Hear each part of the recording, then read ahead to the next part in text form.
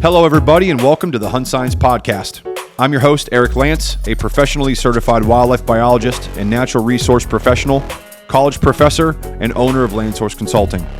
The HuntScience podcast is dedicated to bring you the latest information on popular habitat management topics, wildlife science, hunting strategies, and the general conservation and land management practices to help preserve our natural resources. Thank you for joining us today. We are excited to have you with us and hope that you enjoy today's episode. With that said, let's get started. This episode of the podcast is brought to you by our primary sponsor, Land Source Consulting. Land Source Consulting is an Ohio-based wildlife and land management consulting company that I own and operate not only here in Ohio, but through the Midwest and beyond. At Land Source, we work with private landowners just like you to build and develop those property-specific management programs to help bring the goals that you have on your property to life. If you're interested in getting more information on who we are and how we can help you, please visit us over at landsourceconsulting.com. There you can check out the different service packages and capabilities that we can provide. We would love to hear from you, so don't hesitate to reach out to us and schedule that free consultation either through our website, or you can reach out to us and connect with us on our other social media platforms such as Facebook and Instagram. That's landsourceconsulting.com, building relationships for a more sustainable future. All right, everybody, welcome to another episode of the HuntScience podcast. As always, I'm your host, Eric Lance, and today I'm joined with Pheasants Forever, Cody Grasser. Cody, how you doing, my friend? I'm doing well. Good morning. Thanks for having me. Awesome, man. Yeah, no problem. Thanks for coming on. So, like we were wrapping, my first dozen or so episodes are going to be technical sessions, bringing people on with various interests and, specializations and things like that. But today, is November 4th, and here in Ohio is the first pheasant release, stalking release. So it's a big day for me. Got my PF shirt on, representing. Got my bird dogs at home, getting all ready to go. They're probably barking their heads off right now because I got the stuff out and it's sitting on the table right in front of them. But anyway, hey, thanks for coming on, man. The pheasants, I'm a big bird guy, and I like doing these episodes. So thank you. Yeah, it's my pleasure. Looking forward to it. Awesome. Okay, so like I do with all my guests, just kind of get a feel for, in the beginning, I'll have an introduction to who you are and everything like that. Let's start off, who you are, where you grew up, how you got into hunting, and ultimately, what led you to become a biologist and led you to PF. Yeah, so I'm Cody Grasser, as you said, the state coordinator for Pheasants Forever and Quail Forever here in Ohio. I think we'll get into that a little later, but who I am, I'm from Missouri and grew up there and came out to Ohio for school and find myself staying in Ohio now. What got me into hunting and the outdoors early on was fishing more than anything.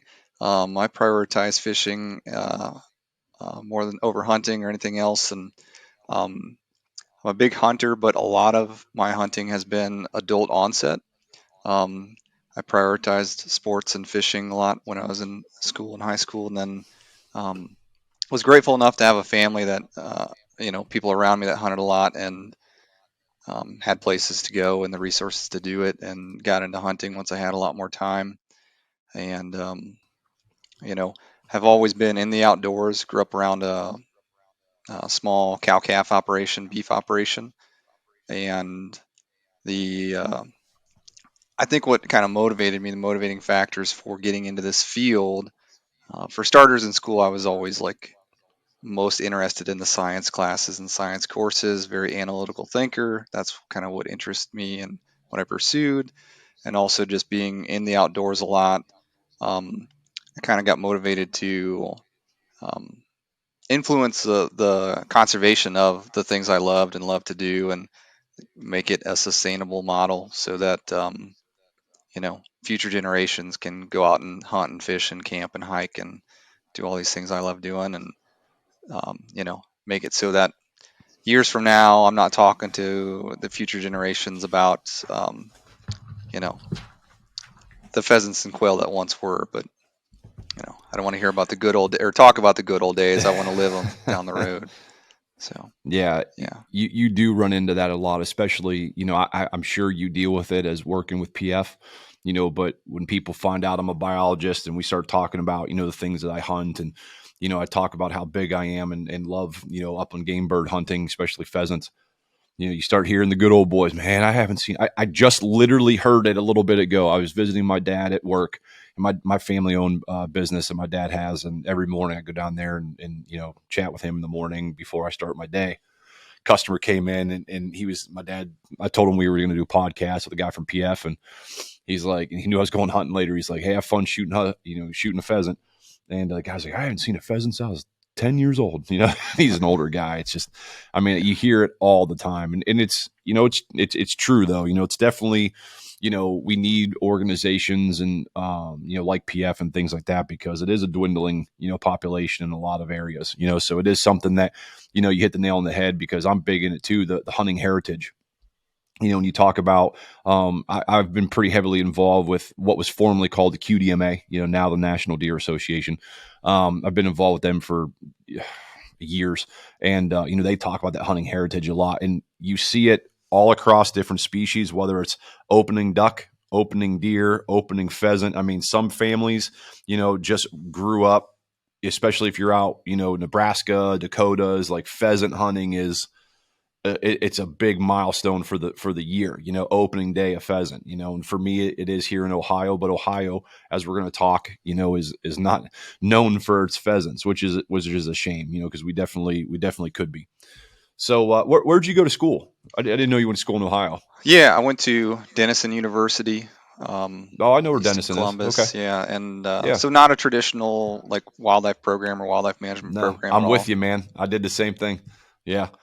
I started off in Muskingum, University, Okay. which is in the same, kind of OAC and everything like that. But then, I ended up transferring out to Kent and did some grad work at Virginia Tech. But yeah, I didn't know if when you say Ohio, you just always kind of go, well, did you go to Ohio State? You go to OU? Like, Yeah. where'd you go? So that's good. So yeah, growing up on the farm, how was did you guys do anything with wildlife on the farm, or is it specifically, just cattle beef operation? Was there any emphasis on, pasture land management or anything like that? Not really. It was just do things the way that we'd been doing them or seen people doing them. Nothing specific to wildlife or habitat management. It was just kind of taken for granted that critters would always be out there to go pursue and see. So um, yeah, didn't know that it was much of a thing really. To be honest, growing up, you just like I said, take that for granted a little bit. Yeah, a lot of people I talk to, same way.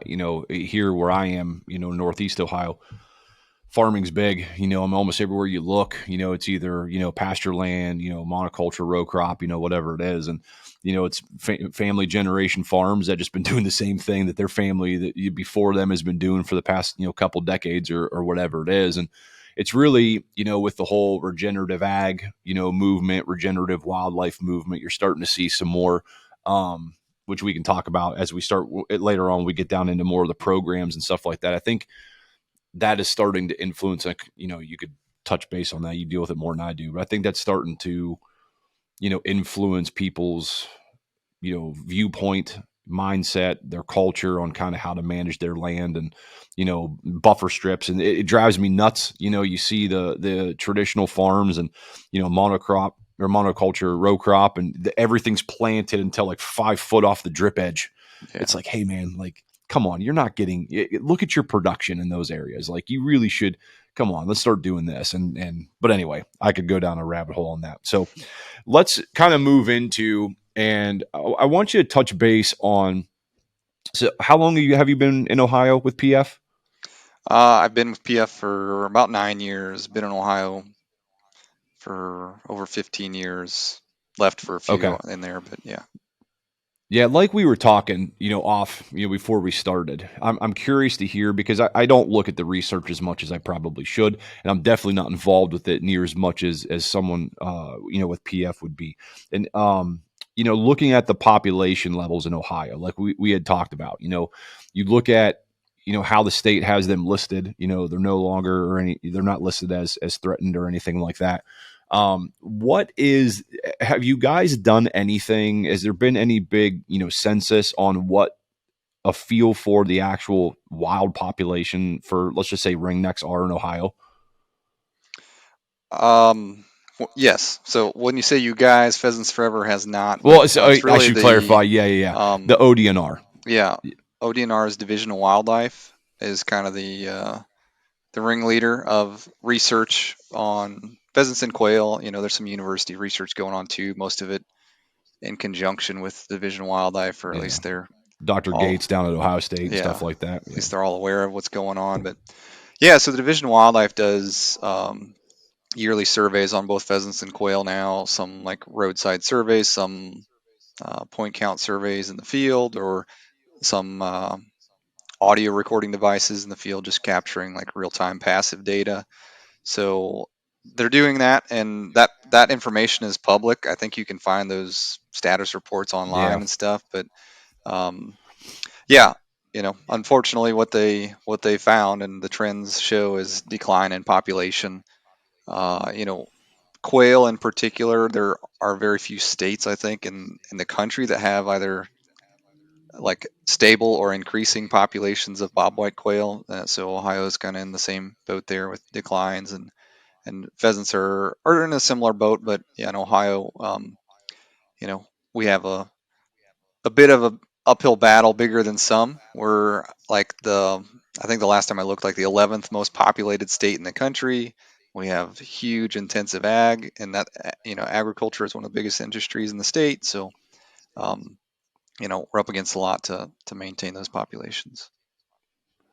Yeah. It's, when you look at any bird species, I've got a big duck research project I'm going to be starting here in the springtime. And, with any birds, I mean, predators are always an issue. You're always worried about the nest raiding predators, predators that are going to go after, the birds themselves. I mean, predators are an issue, but, when it comes to, especially, bob whites, ringnecks, like you hit the nail on the head is how populated the state is. So you've got urban expansion, you got urban sprawl, and then how popular and how, prevalent agriculture is. It's like most farmers, I'm sure there's probably a statistic out there where you could look at it, but I'm curious to see what the percentage of farmers in Ohio are involved in a CRP program, or something like that, because I can't think of, I know a lot of the big farmers around me. I don't think any of them are in a CRP program of any type, or any type of doing any type of wildlife enhancement, Yeah. and it's the same thing I run into with deer. People always want to complain. Well, the state's not managing the deer correctly. It's like, well, pump the brakes a little bit because, you've got 52 acres and 49 of it is in row crop. Like, with your manicured lawn and then your house, it's like, you don't have, it's like a parking lot. There's nothing there when it's all gone. When the beans are there, you see deer, you see things like that, but it's not what you think it's supposed to be. In the state of Ohio, I want to say is like 90, I'm being conservative here, but 96% privately owned. So it's like you want the state to manage deer populations of 4% of the land base. And you're complaining that you're not seeing as many deer as you once did. Well, what's your harvest practices? It's the same thing with, birds. What are you doing on your property to better manage it to allow the success for birds? If you're in Highland County and you've got existing populations of bob whites and ringnecks, what are you doing? Type of thing. If you're in Southeast Ohio, I mean, the list goes on and on and on. So, yeah, it's always one of those things. I try to, in doing episodes like this is to get people to realize like, hey, it doesn't take much to go off of that drip line, get into, some type of program or just do it yourself and start managing and doing buffer strips and doing, habitat conservation practices to increase these populations. And if you want to see them, you got to do the work. It's just, if you want corn on your property, you got to plant corn. You got to buy the machines that do it. You got to do all that stuff. If you want pheasants, if you want deer, if you want turkeys, you got to do the work to make sure that they're there. Yeah, absolutely. Sorry, my tangent. I also teach at university, so I kind of get long-winded and talking about stuff sometimes. Yeah, that's all right. But okay. So, like you and I were talking, on the episode with Peter. So for those of you listening who don't know, I did a previous episode with Peter, who was one of the original you know, members of or faculty. There's a professor again, one of the original staffers over at PF. I mean, I think he said he was like one of the first 10 or something like that back in the early 90s. I mean, that goes back. And if you look at, how big PF is now, I mean, that's got to be crazy for him to remember, what it was like in its inception to, what it's grown into. But anyway, on that episode, we talked about habitat. We talked about what is good habitat, but I want to put that out to you as well. So here in Ohio, a lot of row crop, a lot of agriculture, so it's not these big, out in Nebraska or Dakotas where you might have a 1,200 acre tract of land that's got, different parameters, as far as, habitat features and things like that. Here in Ohio, most places are not working with 1,200 acres that they can do and manage, habitat. So touch a little bit on, what you guys have seen successfully done in Ohio, either early successional by itself, a mixture between native warm season grasses. What are kind of the things that listeners that want to manage their property, what are some things that they need to get in mind? Um, let me just clarify. Are you talking about like habitat needs or certain conservation Yeah, practices land managers are habitat doing? needs, and habitat needs in conjunction probably with ag, Okay. because I think that's probably a lot of it, because like I said, you can go out to, the things like Peter's dealing with. He's dealing with probably large tracts of land that he can do pollinator habitat and all this other stuff. Trying to Yeah. get a farmer that's Yeah. got 42 acres, it's like you're pretty limited as far as what you can do. But Okay. there are areas like that where the populations, like I said, Southwest Ohio, things like that where they're thriving. So what's the common denominator there? Okay. Yeah. So just to quickly recap, I know Peter talked about it in depth, but pheasants and quail need thick brushy cover or thick grass as winter cover, and then um, some grass, maybe a little thinner, to do nesting cover, and then what we call forbs or wildflowers, broadleaf species, herbaceous stuff as brood cover. Quail want all of that in a little bit closer proximity than pheasants do. Pheasants can move around a little better, but those are the habitat needs, the basics, and the limiting factors in a lot of cases. So, um, we've seen habitat loss. We kind of talked about the population of people and spread. We have a lot of direct loss of habitat in the agricultural industry too, from just new land being cleared for production, taking out and removing old fence rows and things of that nature. Even though you mentioned like small farms, but we have farms expanding. Maybe it goes from 40 to 200, and all the old fence rows separating those parcels are taken out. Um, a lot of that is driven by commodity prices and you know the the revenue that can be gained from farming that extra acre or more. Um, so we're seeing all those changes now, and the ways to combat that, I think, on a small scale are leaving those fence rows there or improving them if they already exist. So if a fence row has matured beyond the point of being good brushy cover, you might need to remove mature trees, removing invasive species out of fence rows, take out bush honeysuckle, take out a bunch of fescue, and introduce grasses in the fence row, and then let kind of native species and the natural regeneration process take hold, and that'll improve it for better usable space for both pheasants and quail. Um, Another thing we talk about a lot, you mentioned regenerative ag earlier. Excuse me. We talk about, we call it precision agriculture, and we talk about Yeah, uh, it's you know got so many different names. yeah, Yeah. identifying those areas on the farm where either you know money is not being made, like crops are being planted but money is not being made, or in some cases money is actively being lost because they're putting more inputs into that acre of land than their yields are covering for. And I'm talking wet areas, potholes that have seasonal ponding or flooding, poor soil types. You mentioned the drip line, so up against wood lines and fence rows, competing for nutrients and available sunlight and so forth, reduces yields on those edges.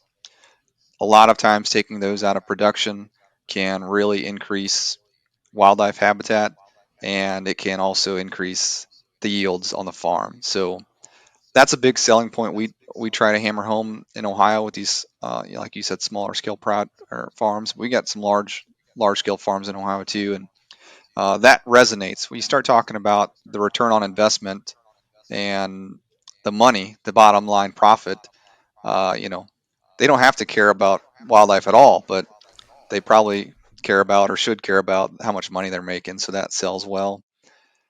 Another big thing that we've seen change that is kind of loss of small grains on the landscape. So a lot of Ohio doesn't see wheat and rye and other, some rye for cover crops, but there's not a lot of small grains being farmed, and that's still done to some extent well out west, and it's usable space. It's not the best, but it has an effect when you're talking about like having, a certain percentage of the landscape be in wheat over the winter into the spring every year, and Yeah, we don't see that a lot. I never, yeah, I didn't think about that. Yeah, that's one of those things. You're just so used to seeing corn and soybeans, you forget, you almost forget there's other crops out there. When you Yeah, live in Ohio, because you're like you drive other place, you're like, wait, that's wheat. Like, you look, that's what it looks like. Yeah, but yeah, no, I've got some clients I've had over the years that have pheasant preserves, things like that, and yeah, what you said,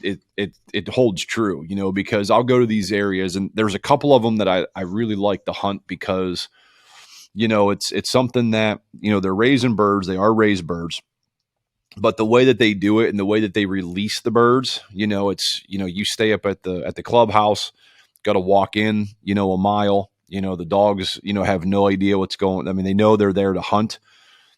For my dogs, it's about as good as I can get, where I live here in Ohio. But the other thing is too, is they really pay attention to their habitat.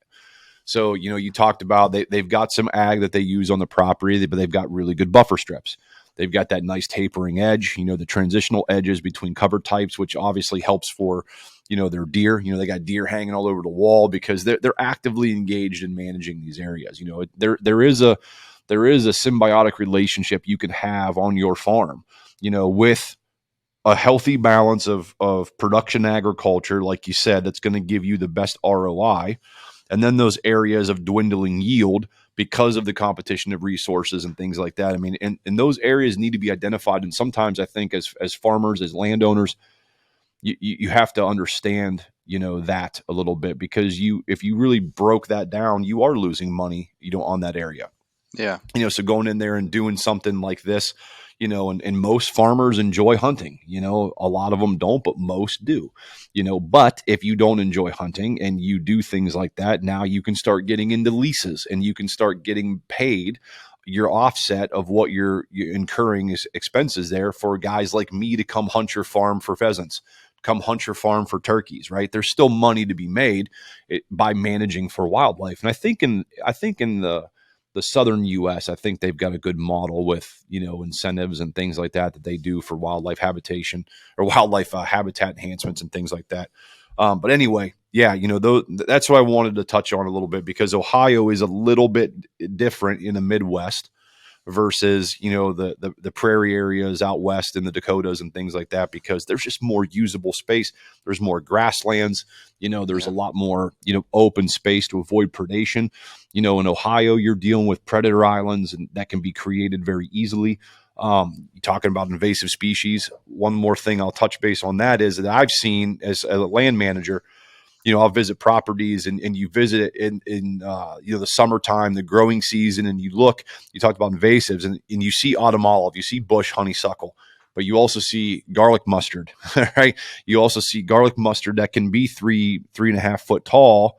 And you look at this and you're like, oh man, that's nice and green. It's nice and thick, but it's like, yeah, when the winter comes around, that stuff's gone, and now there is no cover here to avoid predation, for safety of any kind. And just like deer, the limiting factor is cover, because of, loss of habitat. Yeah. and things like that. So yeah, perfect, because that's what I wanted to touch on. I didn't want to go into this huge thing. We're going to plant this. We're going to plant this. We're going to plant this. Now, PF, and a lot of people want that answer, which, it's just, you just can't do it. Every property is different. But I will say, you guys have very good blends, seed blends. So for anybody interested in planting anything, go head over, to PF, because they've got the CRP mixes. They've got all these different mixes that have proven to work. So, if you want to know what to plant, go over there, because, you guys' organizations, what you deal with, that's what your seed blends are created for. And I think you guys, so we'll talk a little bit about your podcast here at the end on the Wing podcast. You guys have had quite a few episodes, I think, on talking about your seed mixtures. And I think one of your seed biologists has been on there a couple of times, and they were good episodes. So anybody interested in doing more management wise, reach out to me, talk to me, whatever, PF guys, whoever's in your area, and, go from there. So one more thing with management. Have you probably not really looked into anything, but let's talk a little bit, in your opinion, kind of how to go about managing for multi-species. And I'm going to limit it to, you know, deer and turkey, I'm going to say, because there's a lot of things that we can do, managing for upland game birds, which a turkey is an upland game bird. But, when we say that, a lot of times we're talking, pheasants and quail. What are some of the positive things that you guys have seen here in Ohio being done on the pheasant side that have benefited, obviously, turkey populations and deer populations? Yeah, good question. Generally speaking, when we talk to landowners, we just advocate for more habitat. Like most Yeah. habitat is going to benefit multiple species. Very few things are going to be, you know, targeted to one and not benefit anything else. So um, that idea comes up a lot when we are interacting with landowners, because we don't care about the motivating factor too much. Like if somebody wants deer, we'll Yeah. work with them. If someone wants quail, we'll work with them. Like we know it's going to benefit other stuff too. But we do a lot of these native grass and or wildflower kind of prairie type plantings, and they have great benefit to deer and turkey. They can provide good browse, for turkey and deer. They can provide good bedding, especially when they get a little thicker. Good bedding cover for deer. Early on in plantings, when there's lots of broadleaf cover, lots of forbs and wildflowers, they're good brood rearing cover for turkeys. Most of the things we talk about that are probably good breed rearing cover for pheasants and quail are going to be good breed rearing cover for turkeys too. So we just talk about kind of those selling points and benefits.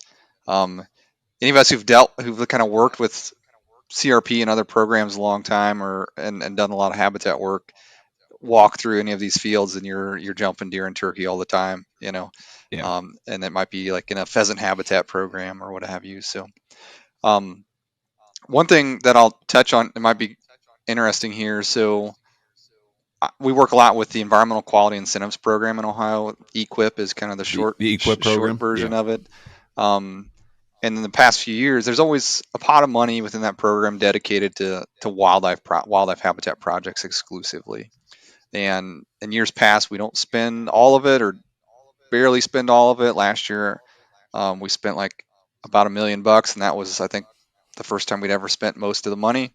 Um, this year, they like Is that just in Ohio? just in Ohio, yeah. This year, Okay. they the national organization, the USDA, allocated even more money to the program, but said it was all mostly pollinator habitat, monarch butterfly funding, and we had to use it for monarch butterfly habitat. And so, you know, the conservation agencies that be in Ohio kind of came together and brainstormed and decided to market it as turkey habitat. So we knew that if we're planting a bunch of brooder and cover all over the place, it's going to benefit quail and or monarch butterflies and pollinators. So um, did a bunch of press releases, did some workshops, like really pushed the idea of turkey habitat using EQIP money to create turkey habitat, which resonated well with a lot of folks who've seen some declines in turkey numbers in recent years. And so um, ended up spending over $2 million, about $2.5 million of money everything that was allocated this year had requests for almost $9 million in projects, and that was simply by, yeah, like I said, marketing monarch butterfly habitat as turkey habitat instead, and it's the same product on the ground. Yeah. Yeah, a lot of people don't realize that because I get questions all the time, even from students and landowners. I'll go to seminars or conferences or whatever and get the same thing. It's like, well, I want to manage for deer, I want to manage for turkey. Yeah, it's like you start talking. Peter talked about it a little bit, a lot, about the pollinator habitat. What we didn't talk about is the benefit for deer in particular, because if you look at all those species, I mean, if you're looking at asters and things like that, I mean, the crude protein levels, that's highly palatable nutritional forages, for white-tailed deer. Yeah, It's also tall, structural vegetation, herbaceous cover that's going to provide, cooler temperatures at the ground level. It's going to be better for brood rearing. It's going to be better for, foraging opportunities for the broods, insects, things like that. So it's like you said, I'm the same way. I view it the same way you do. I don't care what the motivation is. You can, as long as you're doing something on the ground, it's going to benefit a wide variety of species. yeah, If you're managing for upland game birds, you're going to manage for deer. If you're managing for deer, you're going to manage for upland game birds. yeah, Maybe if you're managing for deer, maybe you might be more skewed towards the turkey side because of the timber stand improvements. Doing selective crop release, trees and select cuts, and making more mature trees for roosting and things like that. But you're still going to have benefits for other upland game birds because of the focus on early successional habitat and plantings and things like that. Buffer strips, transitional edges. I mean, the list goes on and on and on. People are probably like heads explode a little bit right now. yeah, yeah. But it sounds complicated, but yeah, like you said, it's same product, a lot of different results. Hmm. Okay, so let's move into Pheasants Forever, because Pheasants Forever is a big organization, and of course, I've been a member for a long time, and I want to talk about PF, and because like any conservation organization, I want people to get involved. If you got an interest in pheasants, belong to the organization, go to a monthly meeting, right? If you're interested in deer, join NDA, go and read an article, get the emails, like whatever it is. So you briefly mentioned, so let's talk about the basics in the beginning here. What's your role with PF? What do you do with your role? And we'll kind of move in from there. Okay. Um, can I first start by just like a Yeah, plug of Pheasants you Forever? I don't know. you can. Hey man, I don't this want to is make any your episode. assumptions You of can. your listeners, but I just want to say like kind of what Pheasants Forever is as a whole, and then I'll talk Yeah, about what I do. So Pheasants Forever and Quail Forever. For starters, you hear me throw around both those names. Those are two brands of the same company, and Quail Forever was started about 15 years ago to kind of expand the brand out, into southern U.S. But anyways, we are the Habitat Organization. That's like the nickname we have branded to that's the ourselves and slogan. take ownership Yeah, of. We are the Habitat Organization, and we're committed to conserving pheasants and quail and other wildlife species. So we have that other wildlife species phrase in our mission statement. So we're not stopping at pheasants and quail. That's our driving force, but we don't stop there. We are conserving everything. We're doing habitat improvements, public access work, advocacy on legislation for wildlife and habitat, as well as conservation education stuff. And most people are familiar with our chapters. If you've kind of heard of or are familiar with Pheasants Forever at all, you hear about our local chapters. And the chapter model is what we started from day one.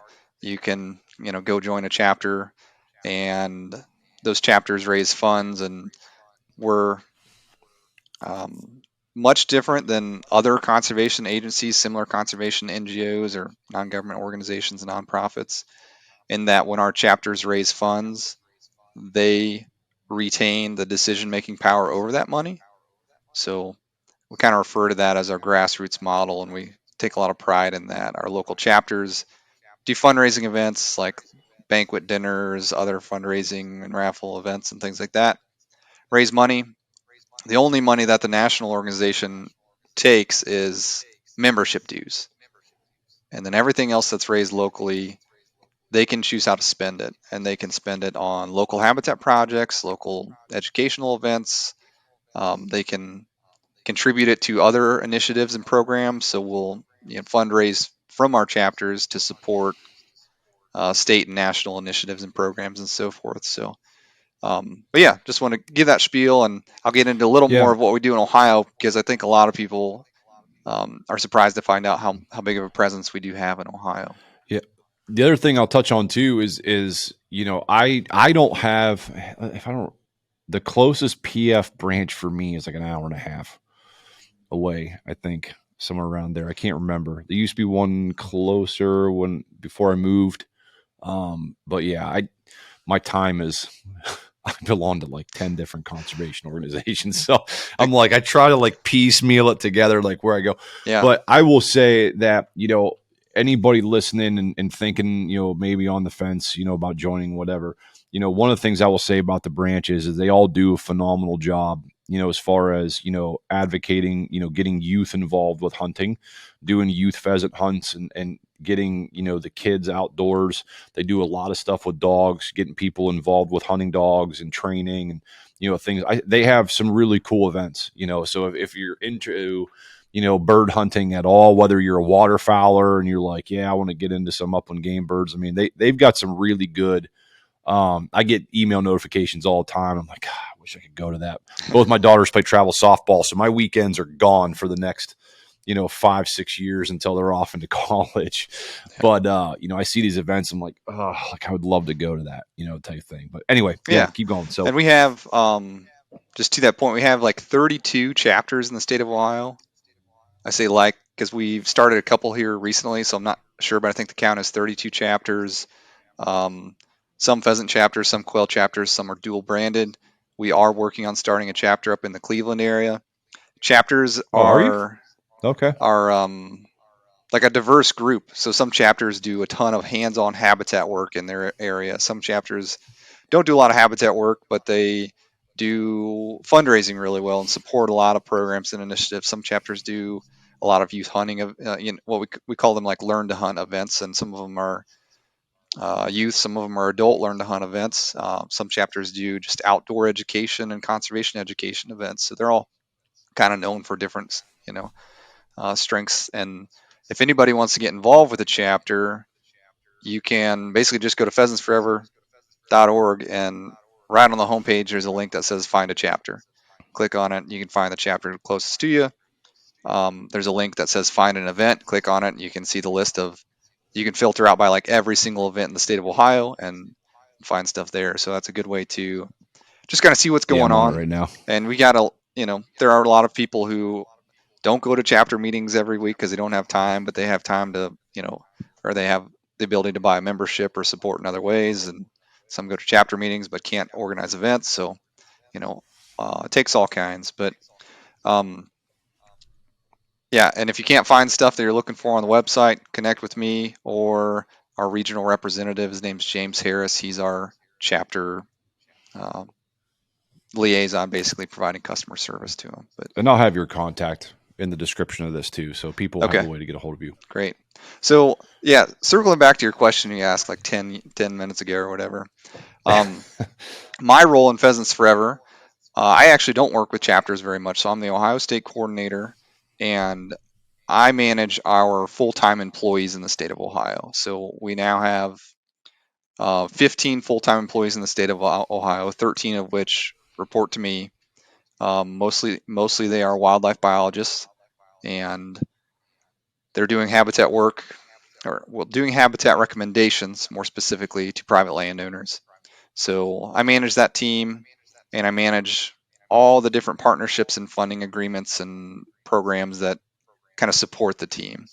So we have partnerships with USDA's Natural Resources Conservation Service, the ODNR's Division of Wildlife, we mentioned them earlier, some grants through the National Fish and Wildlife Foundation.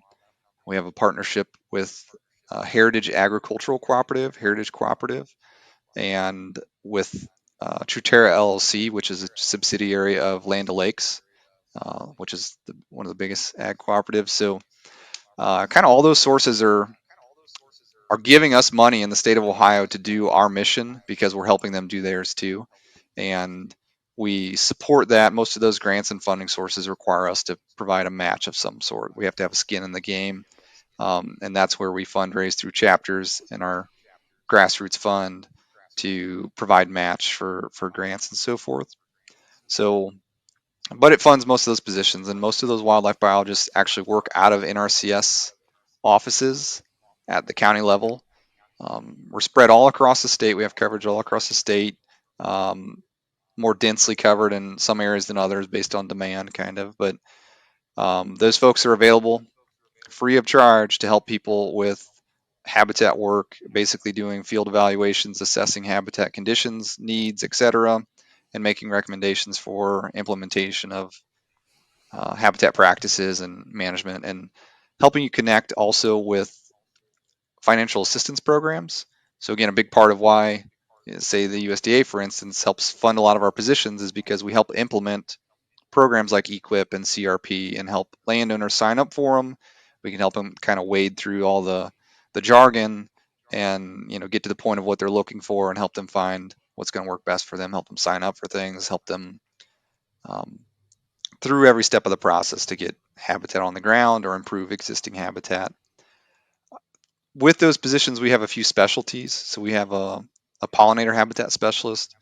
We have a grasslands and grazing specialist who is now promoting the incorporation of native grasses into grazing systems, and that helps with the return on investment on the farm, what we talked about earlier. It helps them to kind of overcome the summer slump that we see in traditional fescue and introduced grass-based grazing systems.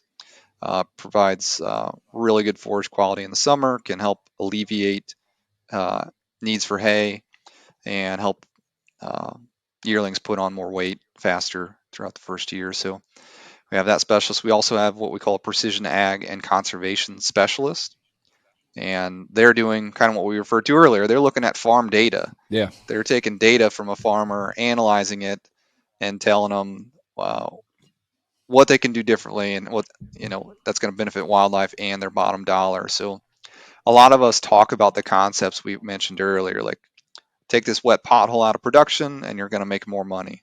Well, this precision ag and conservation specialist uses the numbers and can tell them exactly how much more money they're going to make, maybe just by stopping production, and then how much money they would make if they put it into CRP or some other program.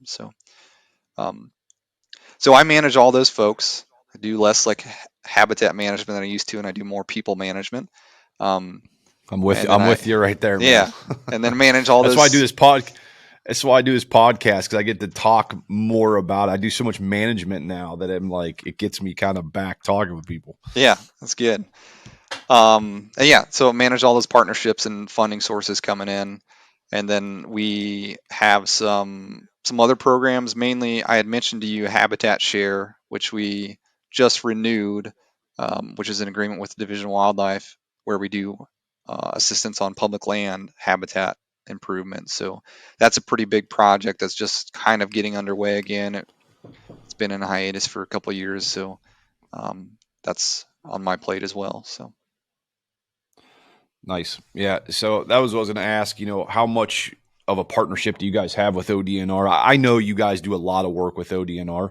I don't think the public really realizes how much PF is involved, with the ODNR and things like that. So, traditionally, what all of you guys done with them in the past? What is it? The build a wildlife area.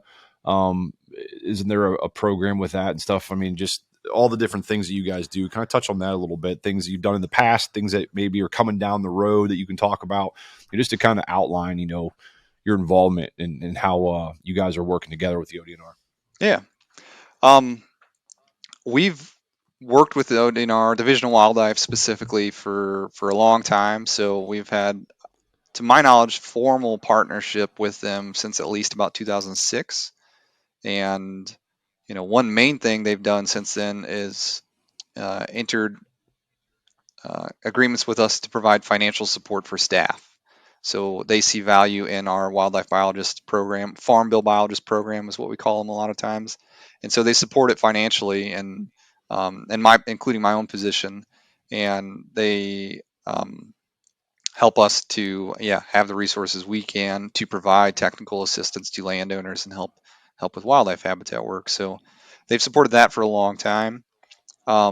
We have this habitat share agreement separately with them. We've done that since about 2013, but I had a couple years where we didn't do agreements because there were some funding limitations, and now we're doing it again. That's where we are helping the Division of Wildlife to leverage Pittman Robertson Act dollars, bring them in and spend that money on public lands, specifically upland habitat on public lands where there are wild pheasants or quail on or nearby, and we can have influence over, um, how that land is managed, what type of management is being done, making sure it's done right, and then also we can provide a service by contracting work be done in areas where there's limitations on what they have available staff wise and so forth. You mentioned the Build a Wildlife Area program. So Build a Wildlife Area is a national program through Pheasants Forever and Quail Forever that protects and conserves critical habitat through either the purchase of or um, creating of conservation easements on land. So creating permanent protection of critical habitat, and it's always open to public access after that acquisition or easement is in place. So we open it up to public access. If you say you've been a member for a while and get the magazine and stuff, like if you follow the organization, you'll see what we refer to as BAWA. You'll see BAWA projects out west all the time, nonstop.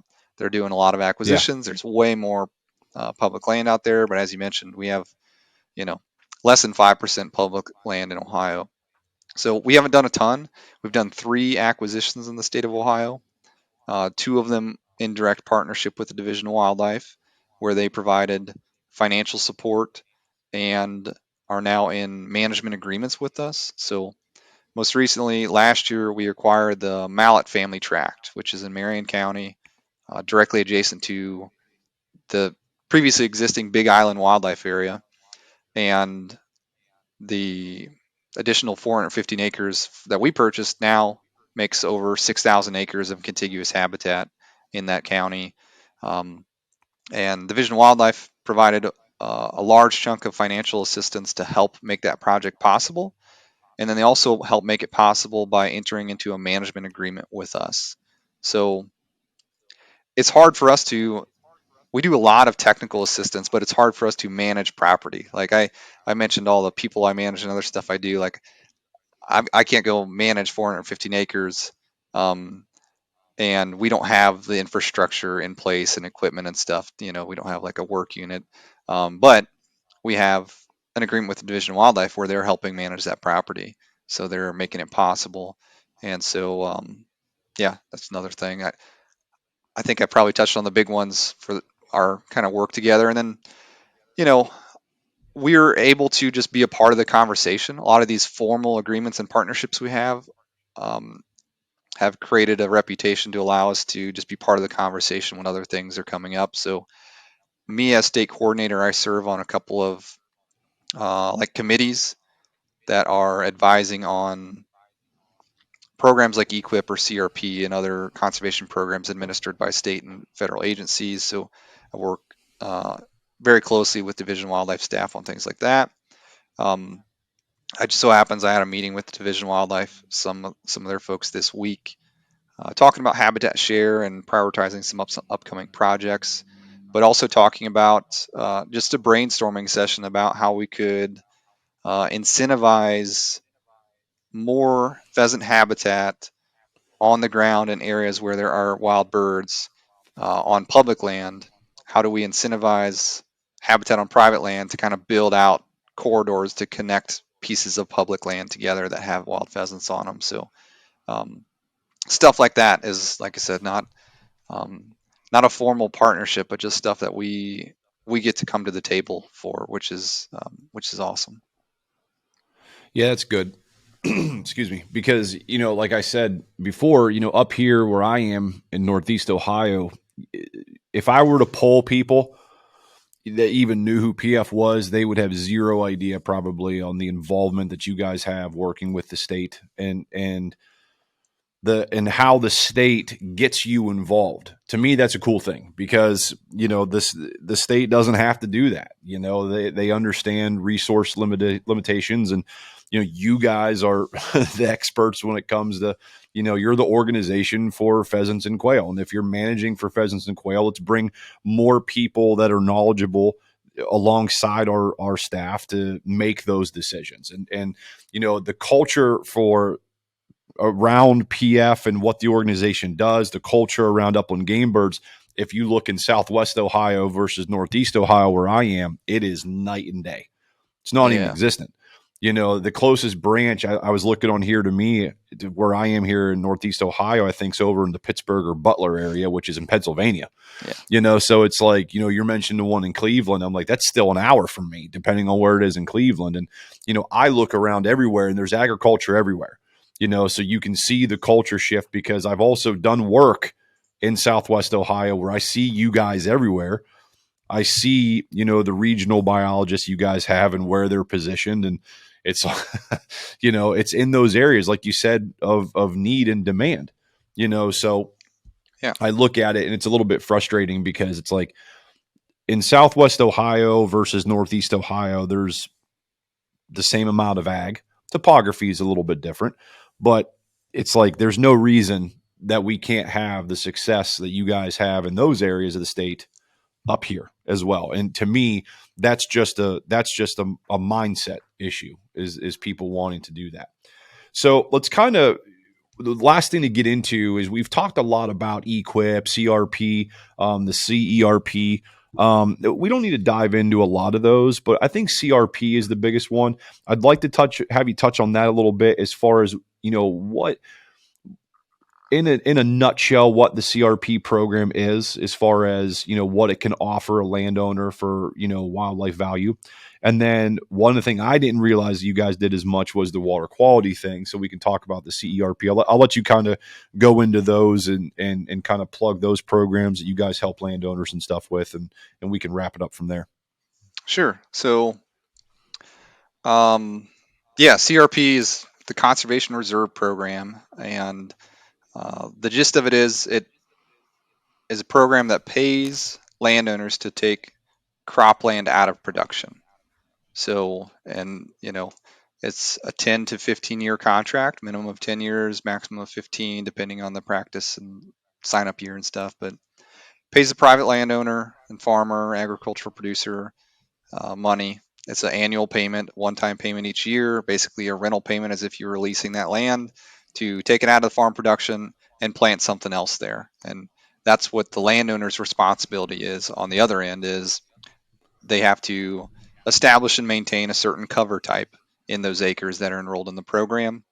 And CRP allows for a lot of different options. So we can do traditional pollinator habitat. We can do thick native grasses. We can do highly diverse field borders and edges. We can do grass filter strips.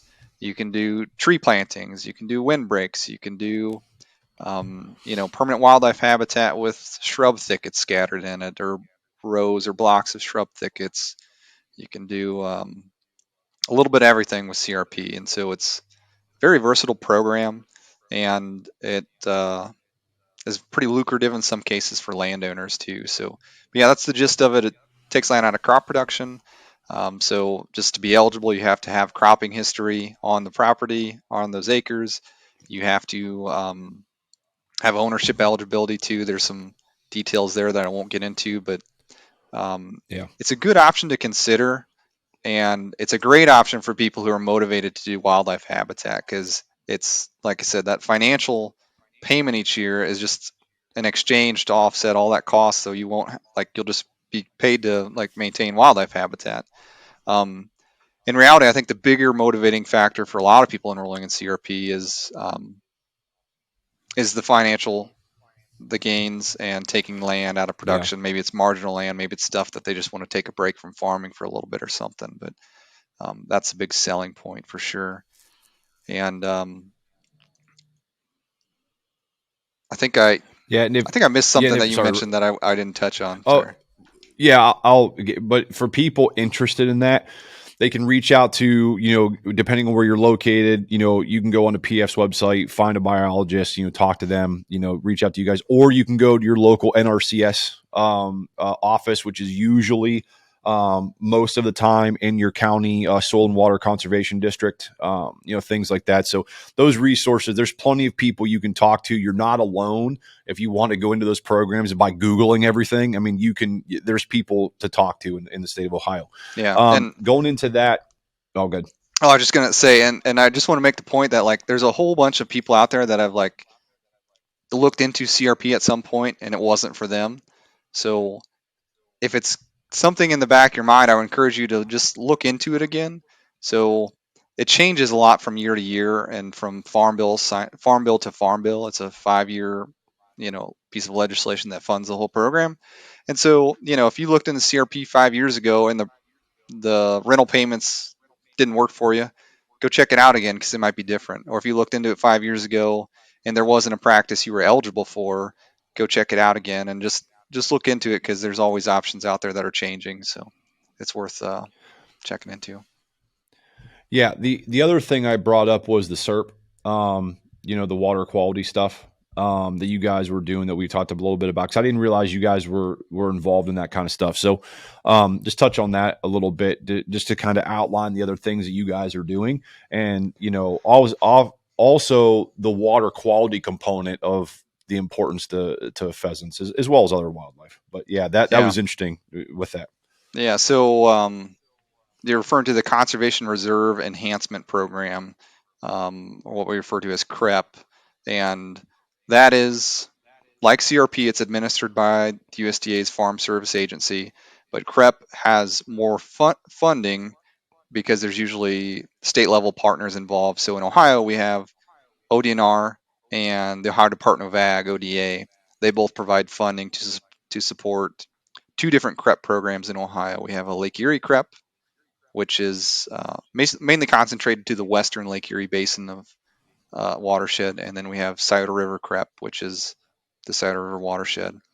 And so within those CREP eligible areas, you can go sign up for typical CRP practices like grass filter strips or maybe wetland restoration projects. And instead of the normal like base rental payments you might get if you're in the southwest corner of the state, you're going to get a bunch of extra money because that additional funding that's coming in to prioritize that watershed and getting more incentivize getting more conservation practices on the landscape in those watersheds. So it's more money, it's a bigger financial gain for landowners. And as far as how it all fits in with pheasants and quail, we've talked about it a couple times. But yeah, motivating factors uh, don't matter too much. It's gonna if it's funded to protect water, but it's good native grass and wildflower cover. It's gonna have good habitat for quail and pheasants. Um, there's no coincidence here. So the data is a few years old, but last time I read something recently, but it was dated a few years ago that correlated directly. Like the counties that have the highest acreage enrollment rates of CRP and CREP in the state of Ohio also have the most pheasants. It's like the northwest corner of the state where there's Lake Erie CREP, and then kind of central Ohio and south central Ohio where there's Scioto River CREP. And so those programs, those acres that are enrolled for water quality purposes are supporting our wild pheasant population, and they're heavily dependent on it.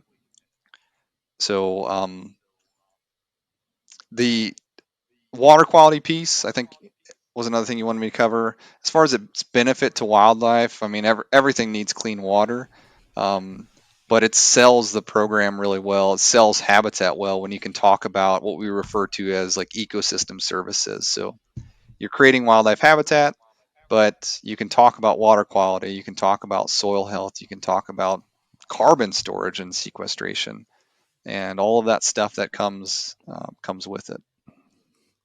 Yeah, I do a lot of stormwater permitting. I do a lot of stuff with the Ohio, for Ohio EPA construction general Permit, industrial permits. I do I do a lot of stormwater stuff, so I deal a lot with water quality and things like that for active construction and utility projects and things like that. So, but yeah, like I said, the CREP program was something I just wanted you to touch base on, because when you were talking about that, I figured that's where, when you look at the distribution of pheasant populations, when you were telling me that earlier, that's in my head where I was kind of going with that. So just to outline the importance of programs like that. Yeah. But anyway, I want to thank you for coming on. I thought this was a, good little intro to PF. Talk a little bit more about pheasants, kind of touching on a little bit more after the episode with Peter. But yeah, I know, you're busy and it's towards the end of the week and you got some stuff to get going, but I wanted to thank you for coming on and talking with me. It was fun, man. Yeah, it's been great. I enjoyed coming on here. I appreciate it. It's like I said, it's always fun just talking about this stuff versus Yeah. the other not so fun stuff we do. But no, Yeah. I appreciate it, and it's a great conversation. So yeah, thank thanks, you man. for having me. So, all right. Yeah, definitely, man. So we'll look to, I'm sure we'll reconnect and look to do something here in the future. So Sounds great. All right, everybody. Thanks for joining us. Till next time. And that's a wrap on another episode of the HuntScience podcast. I want to thoroughly take this time to thank everybody who has listened or even watched till the end of this episode and had the opportunity to hopefully enjoy the show that we put out for you. It's something that we're really trying to do and take notes and put good quality content for everybody to enjoy.